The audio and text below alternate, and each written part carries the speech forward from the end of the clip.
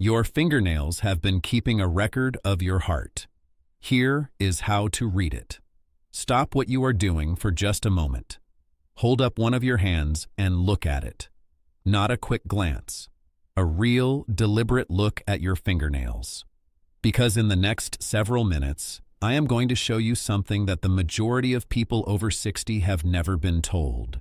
Something that cardiologists use in clinical practice every single day, but almost never take the time to explain to the person sitting across from them. Your fingernails are not simply dead tissue at the end of your fingers. They are a living record of what your cardiovascular system has been doing. They have been quietly documenting your heart health, your circulation, and the condition of your smallest blood vessels for your entire life. And if you know precisely what to look for, they can warn you that a cardiovascular crisis is developing before that crisis ever arrives. My name is Dr. John Carter, and I have spent the majority of my career in preventative cardiovascular care for adults over 60. Over those years, I have witnessed something in my clinic that continues to genuinely trouble me. Patients come in after a heart attack, after a stroke, and when I examine them carefully, the warning signs were already present on their fingernails, sometimes for months, sometimes for years before the event occurred. Nobody had noticed. Nobody had ever explained to them what to look for. That ends today. Stay with me through to the very end, because the final sign I cover is the one that consistently produces the most surprise, and it is also one of the most actionable. Before we go any further, I want you to do something. In the comments, type your age and tell me whether anyone in your immediate family has ever had a heart attack or a stroke. Your answer is going to determine how urgently the information in this video applies to your specific situation. Now, to understand why your fingernails carry this kind of cardiovascular information, you need a brief piece of biology. Your nails grow from a structure called the nail matrix, which sits just beneath the skin at the base of each nail. The cells in that matrix are in direct and continuous contact with your bloodstream. They are nourished exclusively by the smallest blood vessels in your entire body, the capillaries that run just beneath the nail bed. And because those vessels are so extraordinarily fine, they are among the very first structures in the body to show the effects of stress when your cardiovascular system begins to struggle. Think of your fingernails as a monitoring system that your body has been running silently and continuously every single day of your life. After 60, this matters more than it did at any earlier stage. The body's capacity to compensate quietly for early cardiovascular problems becomes considerably narrower with age. In your 30s, your heart can work around developing dysfunction for years without producing any externally visible signals. After 60, those compensatory reserves are thinner. Warning signals begin to appear earlier, and your nails are very often where they appear first. The difficulty is that a standard 15-minute clinical appointment cannot cover everything, and nail examination rarely rises to the top of the priority list unless something is dramatically obvious. The knowledge exists in the medical literature. It simply does not reliably reach the person sitting at home who actually needs it. That gap is what I want to close for you right now. Let us go through each sign one by one. The first sign is called Terry's nails. This is not a term most people have encountered, but once you understand it, you will never look at a pair of hands without checking for it. Terry's nails occur when the entire surface of the nail takes on an opaque, whitish, or very pale appearance, similar to frosted glass. The defining feature, the one that distinguishes this condition from simply having pale nails, is a narrow strip of pink or reddish color at the very tip of the nail. That band at the distal edge is typically only a few millimeters wide, but it is the critical marker that identifies this specific pattern. Here is why this matters for your heart. Research published in cardiovascular medicine has established a significant association between Terry's nails and coronary artery disease, heart failure, and diabetes. One study found that individuals with Terry's nails had an odds ratio exceeding 6 for coronary artery disease compared to those without this finding. That is not a minor statistical observation. It is a substantial signal. And all of the conditions linked to Terry's nails share a defining characteristic.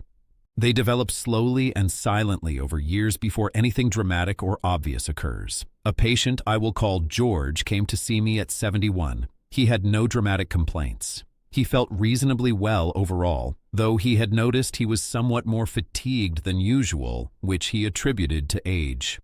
During the examination, I noticed his nails had that characteristic pale appearance with the narrow reddish band at the tip. I asked him a series of targeted questions and ordered an echocardiogram. The result revealed early-stage heart failure that had been developing silently for close to 2 years. George received the right treatment at the right time.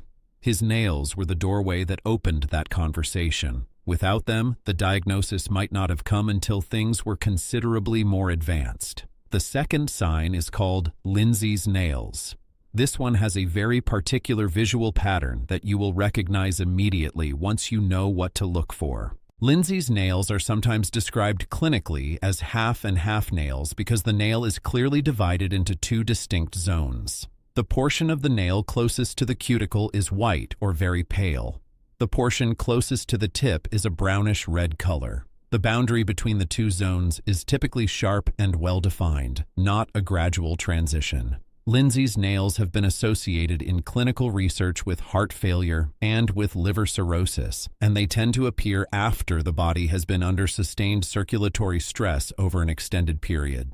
The reason I cover both Terry's nails and Lindsay's nails together early in this discussion is that both are fundamentally disorders of nail bed color, and both reflect the same underlying question: how effectively is blood actually reaching and nourishing the most peripheral tissues of the body? When circulation to the fingertips is chronically compromised, the nail bed loses its normal healthy pink color and begins to display these altered patterns in its place. Both signs are visible in ordinary daylight without any specialized equipment. Hold your hand under good natural light right now and examine each nail carefully. You can check for both of these patterns in under 30 seconds. Do it now while the descriptions are clear in your mind. The third sign is called Muirche's lines. These appear as multiple horizontal white lines running across the nail surface, parallel to the lunula, the small crescent-shaped pale area at the base of the nail.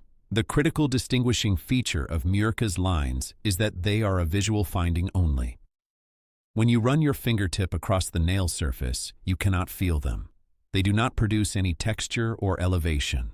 You can see them clearly, but they are entirely smooth to the touch. That tactile quality is one of the key details that separates them from other types of nail ridging. What makes Muirche's lines particularly significant is the research behind them. A study examining the relationship between nail findings and cardiovascular disease found that Muirche's lines were a statistically significant predictor of heart failure, with an odds ratio approaching 6. The presence of these lines substantially increased the likelihood of heart failure in the study population. The underlying physiological explanation is that Muirche's lines reflect chronically low albumin levels in the blood. Albumin is a protein produced by the liver that plays a critical role in maintaining fluid balance within blood vessels and transporting nutrients throughout the body. When the heart is struggling to circulate blood efficiently over a sustained period, the rest of the body begins to reflect that strain in measurable ways, including through falling albumin levels and the nail findings that accompany them. A patient named Margaret came to me at 68. She was physically active, not overweight, and genuinely felt well. During the consultation, she mentioned almost as a passing afterthought that she had noticed some horizontal lines on her nails over the preceding few months. She had assumed they were probably nothing significant. I looked carefully and identified Muirche's lines across several fingers. I ordered a cardiovascular workup and found early heart failure at a completely manageable stage. Those lines had been appearing for months. They were her body's way of asking for attention long before any other symptom had announced itself. The fourth sign is called Bow's lines. This one tells a fundamentally different story from the previous 3. Where Terry's nails, Lindsay's nails, and Muirche's lines develop gradually and reflect chronic ongoing conditions, Bow's lines appear in direct response to a specific event. Bow's lines are horizontal grooves or depressions that run across the full width of the nail plate. They form because when the body undergoes a significant physiological shock, whether a heart attack, cardiac surgery, a severe systemic infection, or any other major health crisis, the nail matrix temporarily ceases producing new nail tissue. When production resumes, the pause is preserved in the nail as a groove. As the nail continues to grow outward over the following weeks and months, that groove migrates toward the tip and becomes visible. What makes Bow's lines clinically important and what consistently surprises people when they learn this is that they can reveal a past cardiac event that the patient themselves never recognized as such. Silent heart attacks are considerably more common than the general public realizes, particularly in older adults. A patient I will call Harold came to see me for something entirely unrelated to cardiac concerns. During the examination, I noticed a clear, consistent horizontal groove running across nearly all of his fingernails. I asked him about his health over the preceding several months. After some reflection, he recalled a period approximately 4 months earlier when he had been severely unwell with what he had assumed at the time was an unusually aggressive case of influenza. We ran the appropriate investigations and discovered he had experienced a silent myocardial infarction during that illness. Harold Bow's lines told the clinical story that his symptoms had never clearly communicated. The fifth sign is called splinter hemorrhages. These look precisely as their name describes: thin, dark lines running vertically beneath the nail surface, resembling tiny splinters trapped under the nail. They are actually small collections of blood that have leaked from the capillaries beneath the nail bed and become trapped in the tissue there. A single splinter hemorrhage on one nail is almost always the result of minor trauma, bumping the hand against something, or an occupational impact, and by itself, it carries no particular significance. Multiple unexplained splinter hemorrhages appearing across several fingers, without any history of trauma to explain them, is an entirely different matter. In medical training, multiple unexplained splinter hemorrhages across several nails are classically associated with infective endocarditis. This is an infection of the inner lining of the heart's chambers and valves, typically caused by bacteria that have entered the bloodstream and attached to damaged cardiac tissue. The infection generates tiny emboli, small fragments of infected material, that break away from the heart and travel through the circulation to lodge in distant small vessels, including the capillaries beneath the nail bed, where they produce the characteristic hemorrhages. Infective endocarditis is a serious condition that requires urgent medical evaluation and treatment. A patient I will call Phyllis mentioned these dark lines across several of her nails almost as an afterthought during an appointment focused on something else entirely. The finding led to a diagnosis of a heart valve infection that was identified in time to treat effectively. She told me afterward that she had almost not mentioned it at all because she had been certain it was nothing worth bringing up. Please remember that detail. The sixth sign involves the lunula, the small whitish crescent visible at the base of each nail. Most people regard the lunula as simply a cosmetic feature of the nail. It is considerably more meaningful than that. The lunula is actually the visible portion of the nail matrix, the active zone where new nail cells are being continuously produced. And the color of your lunula is one of the most overlooked diagnostic signals available on the surface of the human body. Research has found that a reddish or pink-tinged lunula is significantly associated with valvular heart disease and with congestive heart failure. A lunula that appears bluish or purplish suggests impaired oxygen delivery within the circulation, analogous to the peripheral cyanosis seen in more advanced cardiovascular disease.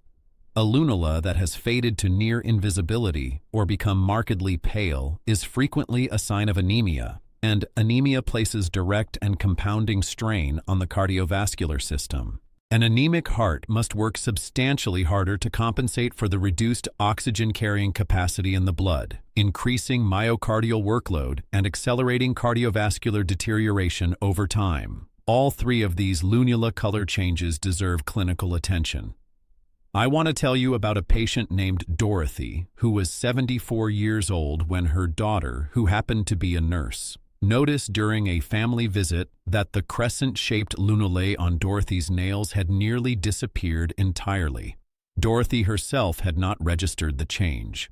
It had been occurring so gradually over such a long period that she had simply adjusted to the new appearance without recognizing that anything had shifted. Her daughter encouraged her to raise it at her next appointment. A complete blood count and cardiovascular workup revealed significant anemia and early cardiovascular strain. Both were identified and treated before either had progressed to a more serious stage. Now let me teach you something you can do right now with nothing but your own hands. It is called the capillary refill test, and it directly measures how quickly the smallest blood vessels in your fingertips recover after pressure is applied to them. Here is the exact procedure.